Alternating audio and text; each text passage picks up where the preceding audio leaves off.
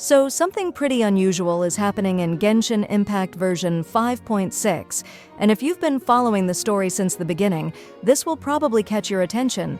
We're actually getting a new Archon Quest in Mondstadt.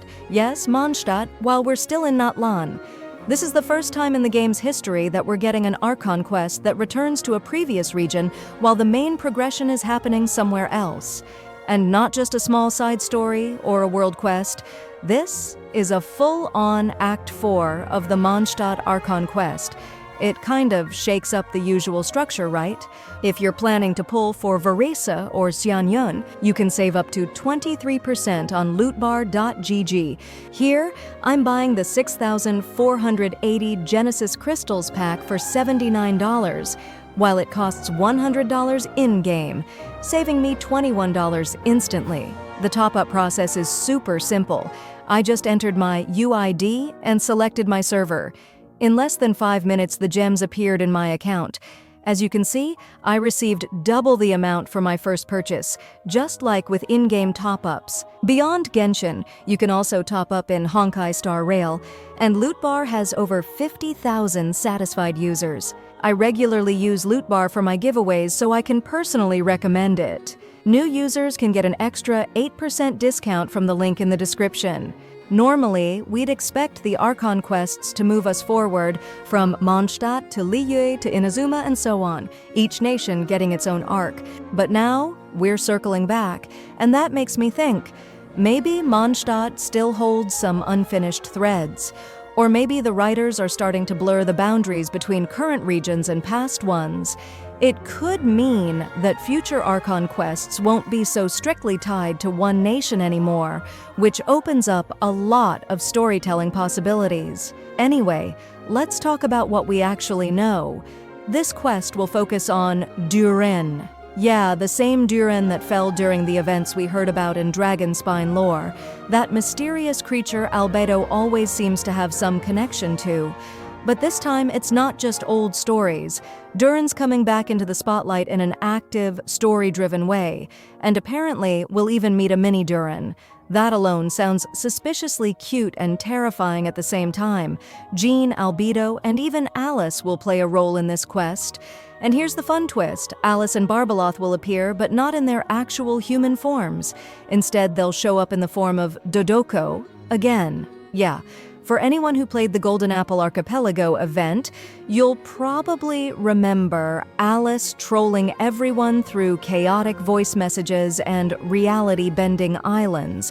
That event was fun, but also gave us a glimpse of just how powerful and eccentric she really is. And now she's back, kind of, but still not fully present. What's even more interesting is that Barbeloth is finally showing up too. She's actually Mona's master and one of the most mysterious characters in Genshin.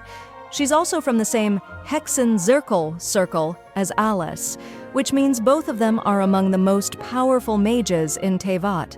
We've been hearing about Barbeloth since Mona's character story way back in 1.0, and now she's technically in the game, just not in the way many of us were hoping.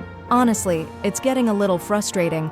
These are some of the most hyped-up characters in the lore, especially Alice, who's not only Klee's mom, but also responsible for some of the weirdest and most creative moments in the game.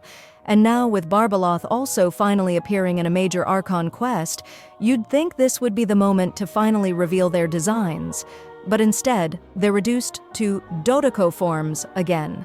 It's cute, sure, but I know I'm not the only one thinking, just give us their actual models already. It kind of feels like the devs are holding back on purpose, maybe saving them for something even bigger later on, or maybe they're just not ready to commit to full designs yet. Either way, it's a little disappointing that we're so deep into the story, getting huge lore reveals, but still haven't actually seen these characters who are supposedly shaping so much behind the scenes. Also, this update introduces a weekly boss, and not through a Archon quest like they usually do. Instead, this boss is going to be introduced through someone's story quest. That's a pretty rare move, and it makes the quest feel a lot more impactful. It won't just be a lore drop, it's also going to push the gameplay forward. We're getting 2 cutscenes too, one for the story and one that kicks in during the boss battle itself. Honestly, it sounds like it's going to be cinematic. Now, shifting gears just a bit, but still staying in the 5.6 zone, let's talk about Dahlia. You might have heard this name floating around for a while. In version 5.6, Dahlia is going to appear as an NPC, but from what we've heard, he's not just some side character. It looks like he's being set up for a proper release as a playable character later, maybe in 5.7 or 5.8. The interesting thing is that he's a sword user, and that kind of gives us some room to imagine his playstyle. We don't have solid info about his element yet, or how he plays exactly, so for now it's speculation. But introducing him as an NPC first feels like a classic setup. This approach also gives the devs some flexibility.